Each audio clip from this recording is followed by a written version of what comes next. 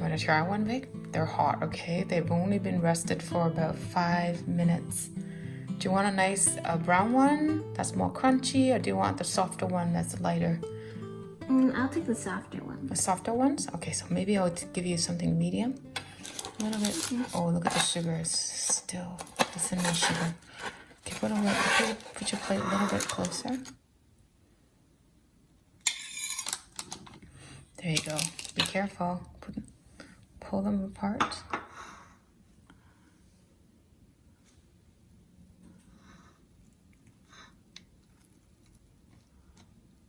Try it.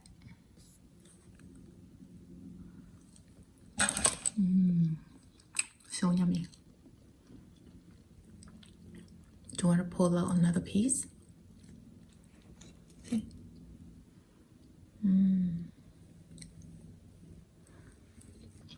Pull this one. Cinnamon sugar, delicious, eh? Do you like it? Hot. It's kind of hot, yeah. Are you gonna have it for tomorrow for breakfast? Okay.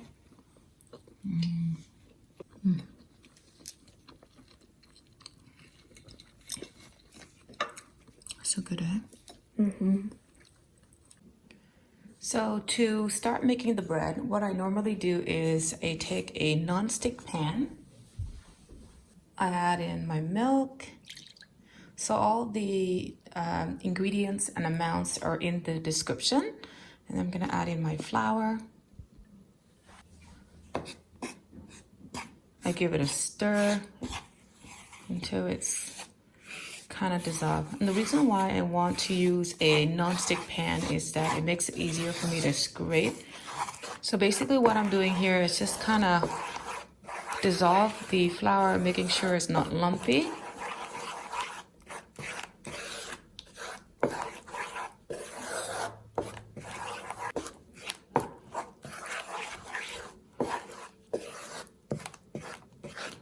There, that looks really good. So now I'm gonna turn it on low heat. I put my pan with the flour on, and I'm just going to stir it a bit to make it a paste, okay? And the reason why I do this is that I can add more fluid, more liquid to the flour, so it makes the bread softer and tastier, in my opinion.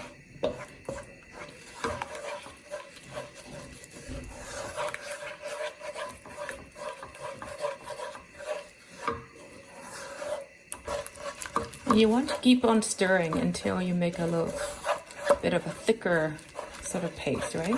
See, this is why you want to use a non-stick pan, so it doesn't stick and you don't have to end up scraping it out, right?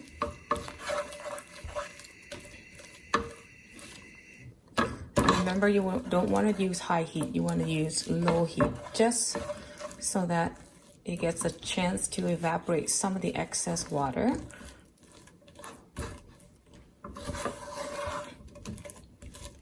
There.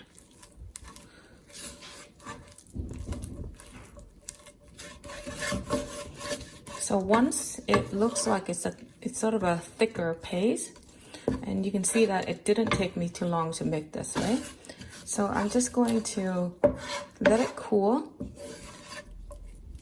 Now, if you want, you can even make a lot of this and keep it in the fridge, and it's pretty good and lasts for a week or even more than that. But I would normally just make it a whole batch of it, and then if I know I'm going to use it within a week or two, it should be okay. So because of this purpose, I make only enough for one batch, but like I said, I normally make a few of these and just keep them in the fridge and use it.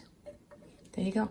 So I'm gonna leave it here to cool and go make the preparations for the other parts of the bread. So I've got a big bowl here. So I have my milk that I just warmed up in the microwave for about 30 seconds or 35 seconds or so. And I'll put the temperature of the milk on the screen for you. And to this milk, I add a little bit of sugar, and I add my yeast.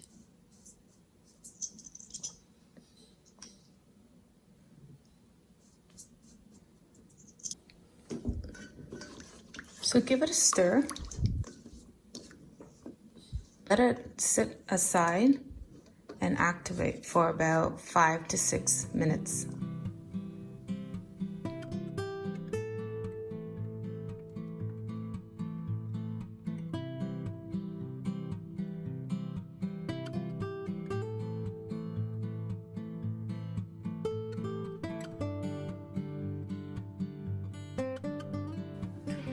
So this is what the activated yeast looks like. So you can see that is foamy, it smells very yeasty, and it smells like bread, I guess, right? But it looks, you can see it's very foamy. So this is ready to go, and it literally took me about 6 minutes or so. Now, the amount of time that it takes for your yeast to activate will be dependent on the environment, the temperature, the percent humidity in your home. So we are in the middle of winter right now, and our home temperature is about 20 degrees Celsius, and the humidity is about 45%. So it does take a little longer, but if you live in a warmer climate, it might take you less time to activate the yeast, okay?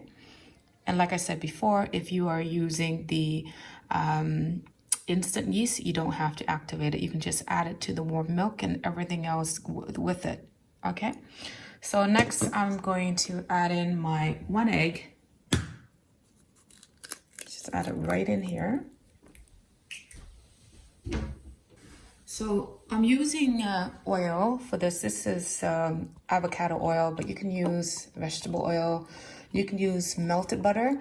Now, one of the things that I've learned over the years is that it depends on the person. If you like the taste of butter, then you add butter. But for me, I find that the oil retains the moisture in the bread a little bit better, and it lasts a little longer.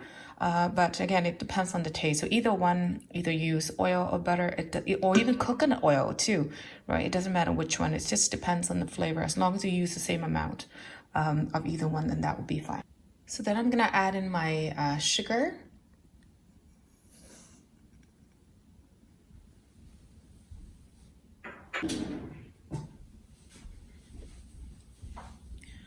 Then you can use a whisk, you can use a fork, and you just wanna give it a stir just to kind of combine everything and also to dissolve the sugar.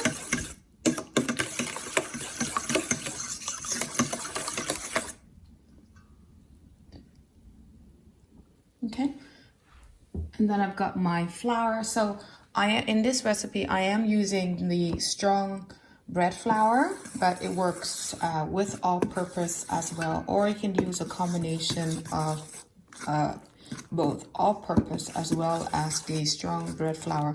But I do like the sort of stringy texture of the bread flour a little bit more, so that's why I'm using it in these ingredients. But you know what, like I said, you gotta make it work for you. Whatever you have in your pantry, that's what you should be using, okay? And then I'm going to add in my salt. So notice how I added my salt last, and I don't add it directly to the yeast. And the reason why is salt actually kills the yeast, right? So I usually add it last. So I just use a fork and I kind of mix it until I form a little crumbly sort of texture.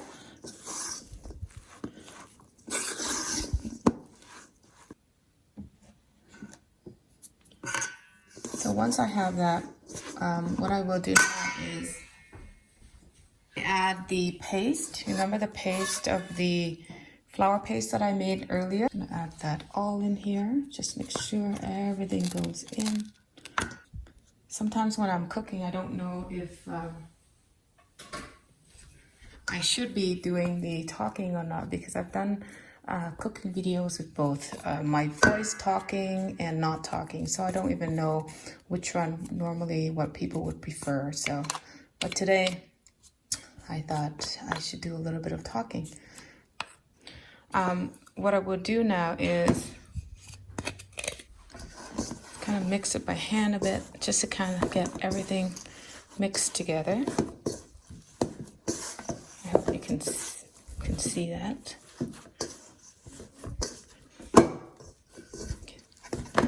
So it forms sort of a ball-like, so I'm going to put it on a nice clean surface. I don't want to waste anything. Now, if you have a mixer and you want to use it, you are welcome to do so. And if you do that on medium or low medium speed, you can knead the dough for about 5 minutes. That normally it's enough. But you know what? I actually like to do things by hand, so it all depends on what you like to do. So it will get a little bit stickier, which is fine.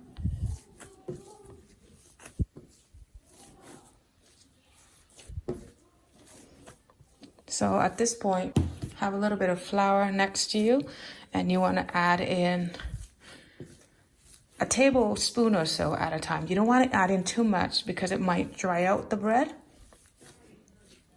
So I also have a bench scraper on the side here. Keep it just in case I need to scrape anything up, right? So I would just, if you have, like I said before, if you have a machine, you can just knead the bread for about 5 minutes until everything sort of comes away from the side of the bowl. And it should be a little bit sticky, okay? And you want it to be a little sticky because the stickiness means that the bread's gonna be moist, it's gonna be soft. You don't want it to be too dry. But I just started kneading this, so you can see that it's way too sticky, which is okay. I'm just gonna knead it for about 3 to 5 minutes. And then I will show you if you need to add more flour, you will then add it then, okay?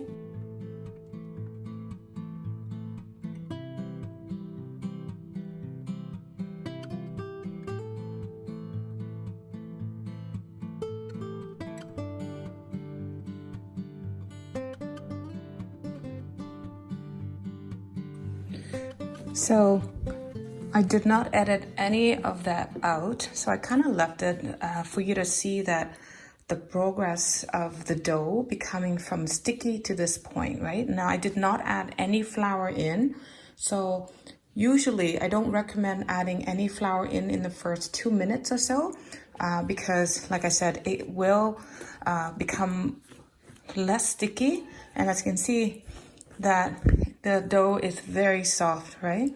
And you want it, so the sort of the trick about making the milk bread is you want it to be as soft as possible.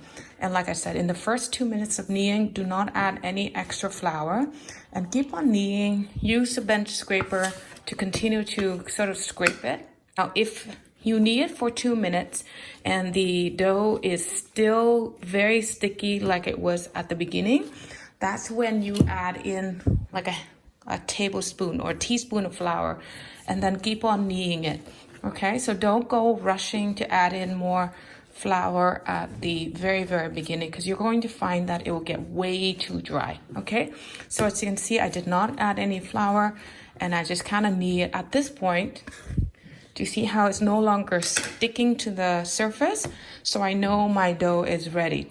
Now, sometimes you might even end up adding more liquid, right? Now, because if you find that the dough, it's not soft, like you can see that like that. So you can see that it's like this. And if you feel like it's very stringy or it's very like tough, like there's no stickiness to it, then you know you might have to even add in a teaspoon of more milk instead, right? So it kind of like bread baking, it's an art, I think. You know, the more you do it, the more experience you get, and the more better you are at feeling what the dough is. And so for me, I think this is a little bit dry. Do you see that? So I might even now add in a tiny bit of milk. So I actually don't want to add too much. I'm just going to add in a teaspoon or so. Okay, because if you add too much, you might find that that's going to become too wet, right? So you definitely don't want to add too much.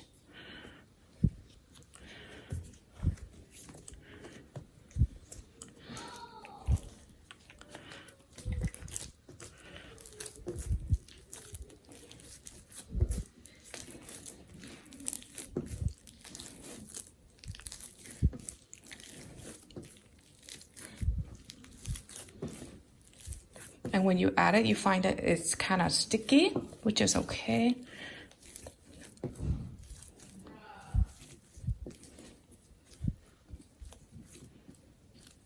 And you just kind of use a bench scraper, scrape everything up.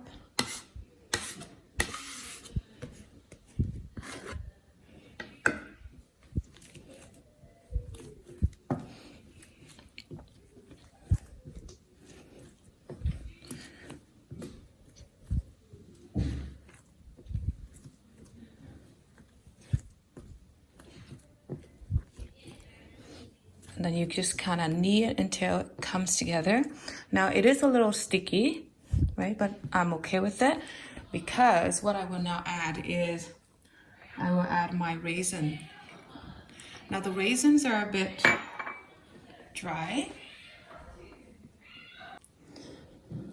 Now if you like, you could even take the dry raisin, add about a tablespoon of dark spice rum to it, put it in the microwave for about 10 seconds and let it soak up all of the rum, and the raisin will become nice and juicy. And then you add it to the dough, right? But I don't have any rum left in the house, so I didn't use it like that. But you can do it. That's delicious. It's yummy too. So that's an option that you can do.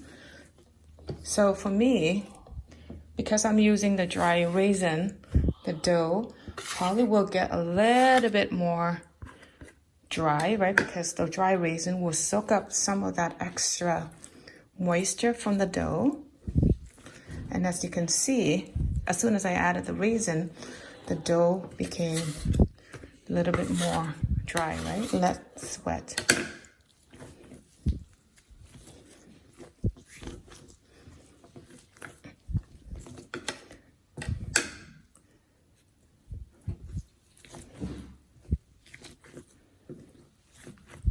There.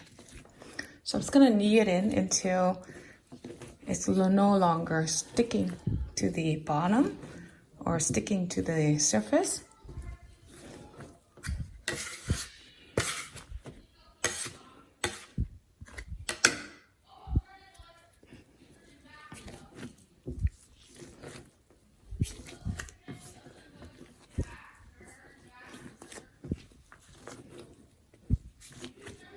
My children are playing in the basement right now. I hope you can. They're really loud, so I hope you can't hear them. There you go. So this is actually good now. And I can see that the dough, it's still a little bit sticky, right? But it's not like what it was before. So I know that if I knead it for a few more seconds, it will probably get less sticky. Now, some people like to do the sort of the window pane test. I don't find that it's necessary for this type of bread because this is more like a milk bread. And because of all the extra raisins and stuff in it, it's not going to be as sort of stretchy as it would normally be. So for me, my test is how much it sticks to the surface. So if I know that the surface is smooth, you see how it's smooth? And also it's not as sticky to the surface, then I know it's ready.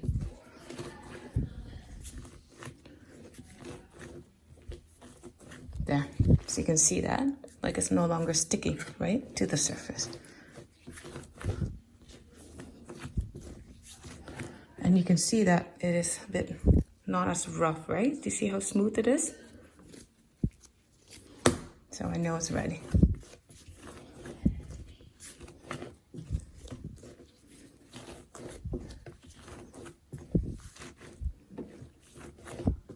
There you go.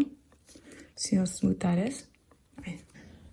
So I have a bowl here. I've put a few drops of non-flavor oil on the bottom, so I just use avocado oil. And all I do is I coat the bottom of the dough ball as well as around it. And the main reason to do this is so that you don't dry out the dough as it rises on the counter.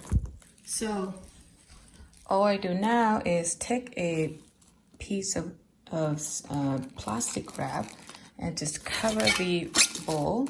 Now you might find that if you live in a more humid place, you probably don't need the saran wrap or the plastic wrap. You just need to put a nice clean piece of linen-free towel on top, and that should be enough. But for me, I need this because, like I said, our climate is pretty dry, so I need that to sort of help it rise. Okay, so I'm gonna put it in a draft-free location until it doubles in size. So for me, it might take about an hour or even a little longer. So I will continue and see you in a bit.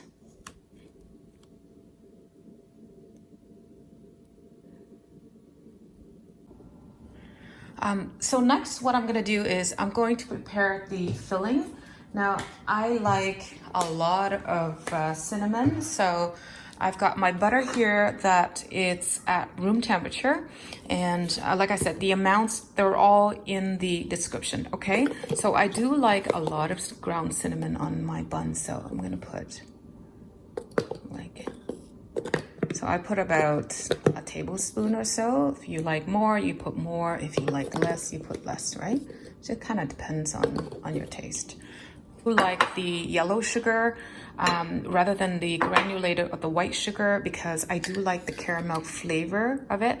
So I don't have any brown sugar, so I'm going to use the yellow sugar. But if you have brown, you can put brown as well. And like I said, I don't like it too sweet, so I'm gonna put about 2 tablespoons of sugar.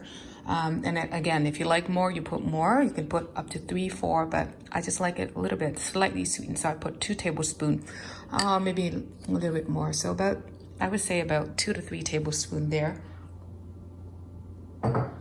And all I do now is I kind of mix it together.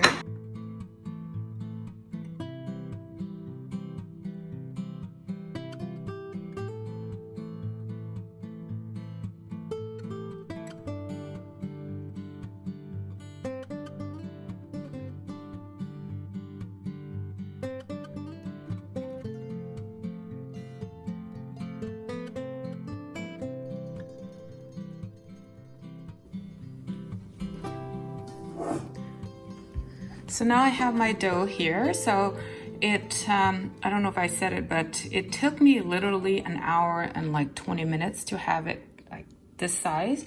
So it's a little bit bigger than a double, but anyway, it depends on your conditions and your climate. But it literally, like I said, took me an hour and 15 or an hour and 20 minutes to rise to this size.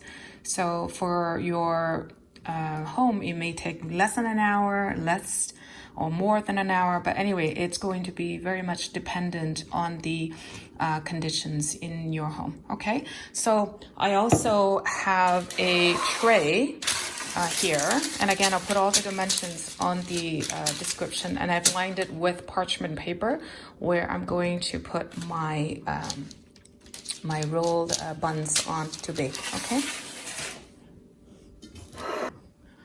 In addition, I also have my bench scraper that I'm going to use to cut my buns into equal 6 pieces. I also have a small rolling pin here that I'm going to use to roll the buns flat so that I can put the filling in. And I also got a knife for me to cut the buns for me to shape. You don't really need any flour for the surface, okay? So I just put it directly onto the counter.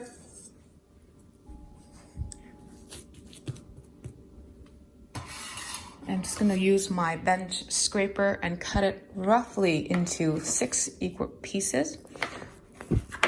Now, if you want, you can put this on a scale and measure it more precise, but I'm just gonna eyeball it, okay? And get myself 6 as evenly divided as possible. There. So mine's roughly the same. So you see how this piece is a little bit smaller? So I may eyeball, I think this one's a little bit bigger, so I'm gonna take a little piece and put that here, okay? So it's about roughly the same size. So what I do now is I take the pieces, I'm just gonna put them aside. That way I can have space to roll the other out. So what I would now do is shape each one into like a ball. And then put it aside like this. Okay. So doesn't matter how you shape it, just roughly like to the size of a ball like that. Just to make sure that everything is going to be shaped properly. So there's 4.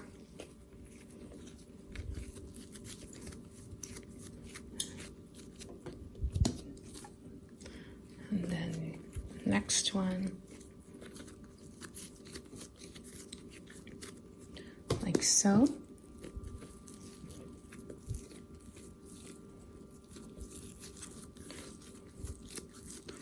There you go. So there are, oh, drop a piece. So you've got 6 pieces. So now that I've got the 6 pieces rolled into a ball, so what I would do now is take the plastic wrap that I had used earlier just to cover the dough so it doesn't dry out, and I'm gonna let it relax for about 10 minutes. So I'm gonna let the gluten relax, and if I don't let it relax for 10 minutes, the dough is gonna become really stretchy and it will make it very difficult for me to roll the dough out and spread the filling on. Okay, so I'm gonna let it relax for 10 minutes and come back and put the filling on. So I've got my dough balls rested for about 10 minutes, so I'm gonna shape it now. Now, if you find it a little bit sticky, you can use a little bit of dusting flour on the rolling pin, but for me it's okay because I did use a little bit of the oil around the bowl when I was letting the dough rise, and so it's got a little bit of oil here, so it doesn't need for me to dust the rolling pin. So I'm just going to use a rolling pin and put it on my counter and just kind of roll it. So it doesn't really matter how you roll it, but this is how I like to do it. It's got a little bit of a rustic shape. So I'm trying to make sort of like a knot. And then so I roll it out. So I roll it out to about 3 inches wide. Again, I'll put the dimensions in centimeters and as well as inches on the screen for you so you can see that. And I roughly roll it to about, I would say, 10 inches long, 3 inches wide, okay? And it, again, like I said, whatever shape you like, whatever length you like, you can do it. It doesn't matter. And then what I do now is just take a portion of the filling that I kind of divided up earlier and just spread it as evenly as possible, like so.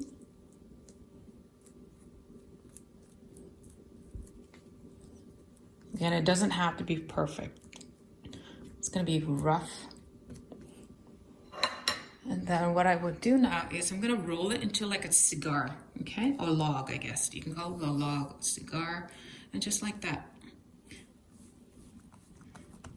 Like so. So I've got like a log like that. I hope you can see that. So I'm going to go a little lower like that so you can see the angle. And then I just take my knife and I cut it along the whole entire log into half.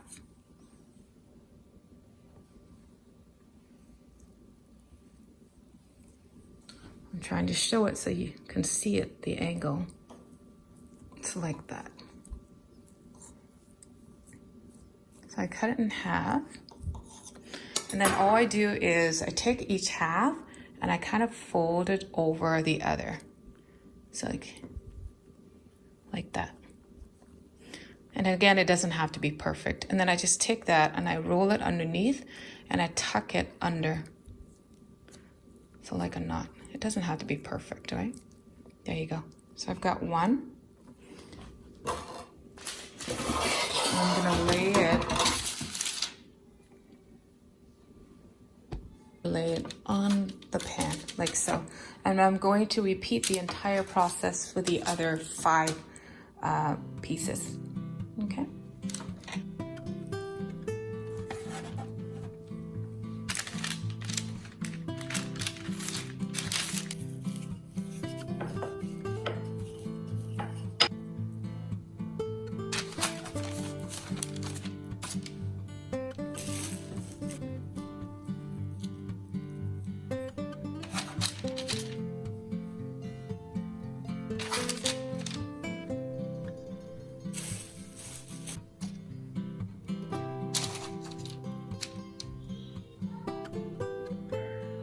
So now I've got the 6 buns all rolled up and shaped. So what I'm gonna do now is take a linen-free cloth and just cover it and let it rest and rise until it's double in size. Now for my home, it's probably gonna take about an hour, but like I said, it might take more or less depending upon your the conditions in your home. Okay, so I'm gonna cover it up for 1 hour. So after about an hour and 15 minutes or so for me, this is what the buns look like. So what I have now is I've got an egg yolk here, and I'm gonna add about a tablespoon of milk or so to it. And I'm going to brush the buns with this mixture of egg yolk and milk. And I'm going to bake it in the oven that I preheated to 350 degrees Fahrenheit. And I usually normally bake it for about 15 minutes or so, but again, every oven's different. So I would recommend that you start with 12 minutes and then check on the buns to see if they are at the right doneness that you like. So because like I said, every oven is a little different, and so just kind of check, and then if you need to bake it a little longer, bake it for a few minutes longer, and so on. But like I said, normally it takes me about 15 minutes or so. So I'm gonna brush each one of these with the egg yolk, and I will put them in the oven.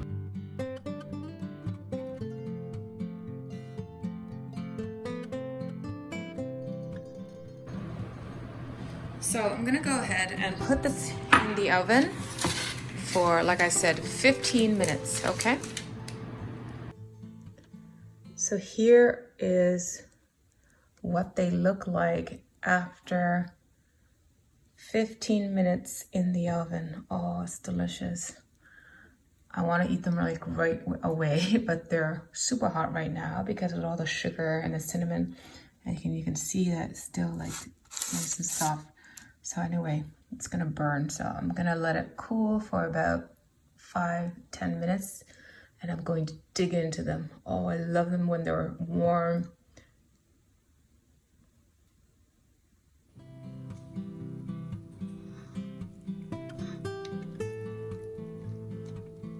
Try it.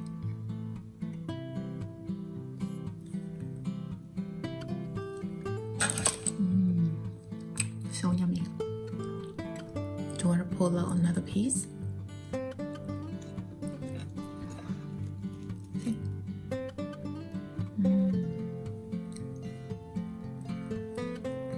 Oh, this one. Cinnamon sugar, delicious, eh? Mm-hmm. Do you like it? Hot. It's kind of hot, yeah. Are you gonna have it for tomorrow for breakfast?